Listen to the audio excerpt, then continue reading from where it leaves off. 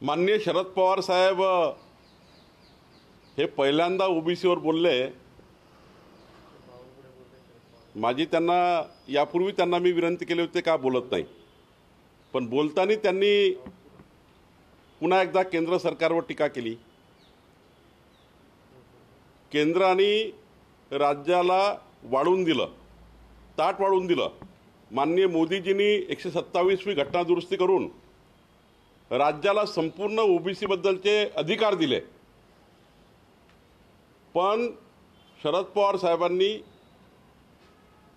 हे सांगताना विसरले की केंद्राने ताट वाढलं, राज्याने ओबीसी समाजाचं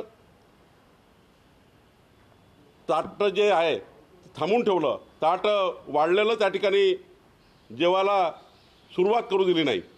आणि म्हणून मला असं वाटतं की शरद पवार साहेबांनी केंद्रावर दोष देण्यापेक्षा राज्याला सूचना द्यायला पाहिजे होत्या की ओबीसी आयोगाने राज्य सरकारला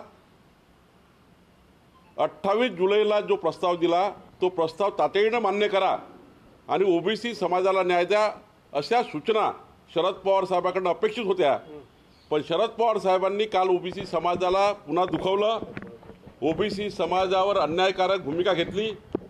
आणि जर केंद्र सरकारने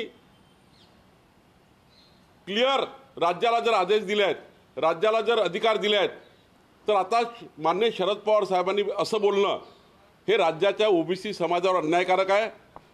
मला वाटतं शरद पवार साहेबांना विनंती आहे की आपण पुन्हा एकदा राज्याला सूचना द्याव्या आणि ओबीसी समाजाच्या इम्पेरिकल डेटा डिसेंबरच्या आत तयार करून डिसेंबरपर्यंत ओबीसी आरक्षण राज्य सरकारने द्यावं। शरद पवार साहेबांच्या जर मनात असेल तर आजच त्यांनी माननीय मुख्य सचिव आणि कॅबिनेटला सांगून राज्याच्या ओबीसी जनतेचा 435 कोटी रुपयाचा प्रस्ताव जे इम्पेरिकल डेटा तयार करण्याकरता पाहिजे आहे तो मंजूर करावा, अशी अपेक्षा शरद पवार साहेबांकडून आहे।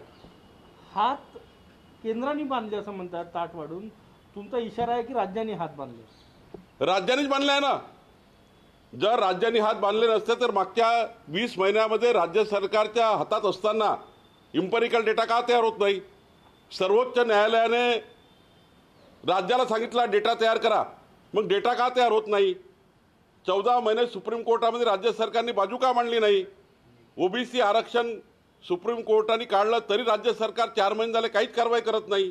ओबीसी आयोगाने दिलेला प्रस्ताव मान्य करत नाही। डिसेंबरच्या आत मान्य वडट्टीवारजींनी म्हटलं होतं की आम्ही इम्पेरिकल डेटा तयार करतो, अजून सुरुवात झाली नाही।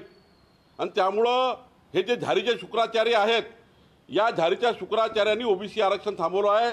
मागच्या कॅबिनेटमध्ये आलं नाही, याही कॅबिनेटमध्ये येईल का माहीत नाही, पण ओबीसीचं आरक्षण हे राज्य सरकारने थांबवलं आहे। माननीय पंतप्रधान मोदीजींनी यांना ताट वाढून दिलं। जेवणाचं जे ओबीसी समाजाला ताट होतं ते हिसकावण्याचं काम राज्य सरकार करत आहे। माननीय मोदीजींनी तर राज्याला संपूर्ण अधिकार दिले, पण राज्य सरकार आता मागे पडत आहे आणि ओबीसीला आरक्षण मिळत नाहीये। शरद पवार असे पण बोलले की जातीय जो डेटा पाहिजे तो यासाठी देत नाही, कारण की मग वेगवेगळ्या जाती आरक्षण मागेल।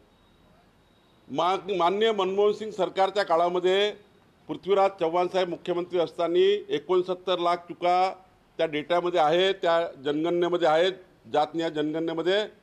हे ऑलरेडी केंद्र सरकारने तेव्हाच त्यांना कळवलं आहे। 69 लाख चुका असलेला 2011चा डेटा कसा काय तुम्ही त्या ठिकाणी वापरणार आहात? त्यावर ओबीसी आरक्षण कसं होऊ शकतं? 2021 मध्ये डेटा तयार करून ओबीसी आरक्षण द्या ना। 2021 मध्ये डेटा तयार करता येतो ना।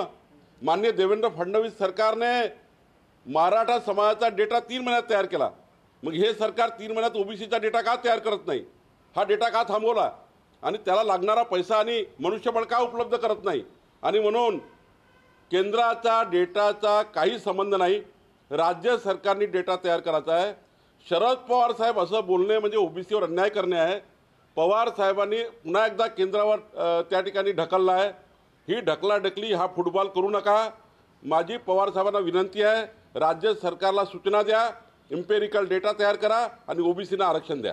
आता जे सरकारच्या हालचाली दिसते महाराष्ट्र सरकारच्या, तुम्हाला वाटतं का की डिसेंबरपर्यंत इम्पेरिकल डेटा गोळा होऊन राजकीय आरक्षण ओबीसींना मिळेल? पवार साहेबाच्या कालच्या बोलण्यावर तर वाटतं की राज्य सरकारला करायचं नाही आहे. आणि जर राज्य सरकारला करायचं असतं तर त्यांची कृती दिसली असती. पवार साहेबाच्या कालच्या बोलण्यातनं जो ओबीसी समाजाच्या आरक्षणाचा फुटबॉल केला आहे, जर शरद पवार साहेब असे बोलत असतील ज्यांनी हे सरकार बनवलं आहे, तर याचा अर्थ मग सरकारकडनं काय अपेक्षा आहे? सरकारकडनं काहीच अपेक्षा राहणार नाही. आणि मग या सरकारचे मुख्य सूत्रधार शरद पवार साहेब पुन्हा एकदा केंद्राकडे ढकलत असतील, पण राज्य सरकारकडनं काय अपेक्षा करायची? मग धारीचे शुक्राचार्य कोण आहे याच्यामध्ये हे आपल्याला दिसतं आहे. आणि म्हणून माझी विनंती पवार साहेबांना आपल्या माध्यमातून आहे, त्यांच्या मनात जर ओबीसी आरक्षण द्यायचं असेल तर सुप्रीम कोर्टाच्या निकालाप्रमाणे तात्काळ इम्पेरिकल डेटा तयार करा, डिसेंबरच्या आत तयार करा, 3 महिन्यात होऊ शकतो. आणि ओबीसीना राजकीय आरक्षण दिलं पाहिजे अशी आमची मागणी आहे. केंद्र सरकारने स्वतः 50%च्या वर आरक्षण दिलं, मात्र राज्यांना देऊ देत नाही असं ते म्हणाले. नाचता येईना अंगण वाकडा आहे. नाचता येईना अंगण वाकडा आहे. या सरकारला नाचताच येत नाही, करताच येत नाही. मराठा आरक्षणाचा बट्ट्याबोळ केला, ओबीसी आरक्षणाचा बट्ट्याबोळ केला, पदोन्नतीच्या आरक्षणाचा बट्ट्याबोळ केला. आणि त्यामुळं एक तर आपल्याला कृती करायची नाही आहे आणि केंद्रावर ढकलायचं. केंद्र सरकारने क्लिअर कट 127च्या त्या ठिकाणी कायदा आणून 127वी घटना दुरुस्ती करून आपल्या राज्याला अधिकार दिलाय. आता राज्य सरकारने मराठा आणि ओबीसी आरक्षणाचा निर्णय करायचा आहे. ही ढकलाढकली करू नका. मराठा किंवा ओबीसी आरक्षणामध्ये फुटबॉल करू नका. माझी विनंती सरकारला आहे, डिसेंबरच्या आत हे सर्व केलं नाही तर मंत्र्यांना मी फिरू देणार नाही. महाराष्ट्राची ओबीसी जनता पेटवून उठल्याशिवाय राहणार नाही.